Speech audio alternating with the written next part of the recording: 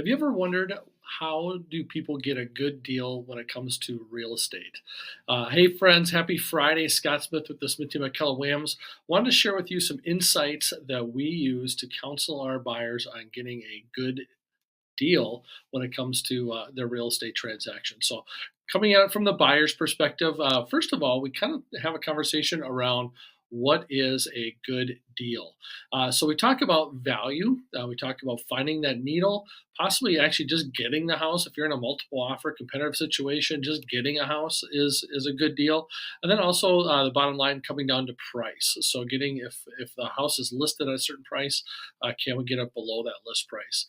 And from many years and many transactions of negotiations, we've been able to refine our skills and our strategies on how to structure that, kind of looking behind the curtain, so to speak, to see what that seller's motivations would be and how we might be able to advocate and get a good deal for our clients. So I got 4 points for you to share today. The first, obviously, is the biggest thing. It's price. How do we negotiate a good price on a property?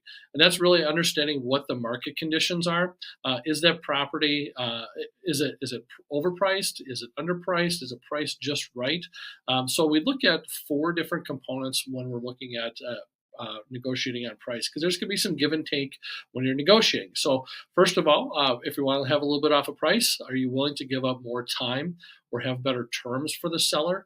So timing, meaning can we close sooner? Can we close faster? Really kind of on their time frame. They might give you a break when it comes to the price in that respect. If we're looking at terms, we're looking at can you get a better deal? Let's say if you were a cash buyer versus a financed buyer. Certainly, that is a good consideration. Many sellers will take the simple and easy way out, looking at a cash transaction. The third component that we look at: price, timing, terms, and then we look at any contingencies. So, do you have a contingent upon the sale of a house? Is it a cleaner deal? No inspection contingencies, no financing contingencies, an appraisal gap contingency. So, those are the different components that we look at when there might be some good push-pull when it comes to getting a good deal as far as price is related. So the next thing is value. So if we're looking at point number 2, value, are you okay to pay full price or going over the list price if it is a good value? There are a lot of inexperienced agents that maybe just don't understand what property values are or what type of listing they have, and so maybe they list it at a price that they think is competitive when we know that the market conditions are very strong. In that case, can we get a good value for our client and maybe paying full price, if not more, just to grab that house? And that's important.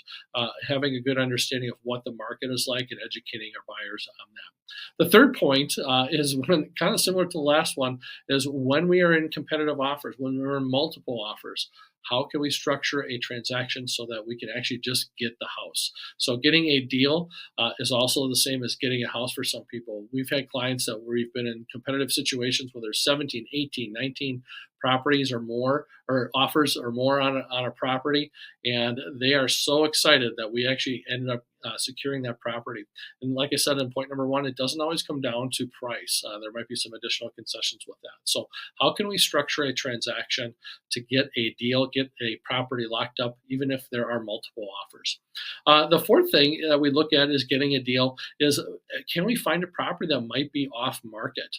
And that might be an opportunity where we look in a certain neighborhood. We might go and door knock. We might send a letter to that neighborhood. We might look at properties that were on the market a year ago. We might talk to an agent that maybe is a specialist in that neighborhood and say, hey, we've got a buyer that's looking for something in your farm area or your neighborhood. Do you know of anything that's going to be coming on the market? And be surprised at how many times we've been able to put a transaction together just by going and looking behind some trees and some rocks and trying to find those special deals, that needle in a haystack, so to speak. So 4 separate points on getting a good deal in real estate. First, defining what that deal looks like. Then we look at price. We look at value. We look at actually securing that property. And then we look at finding some of those off-market opportunities.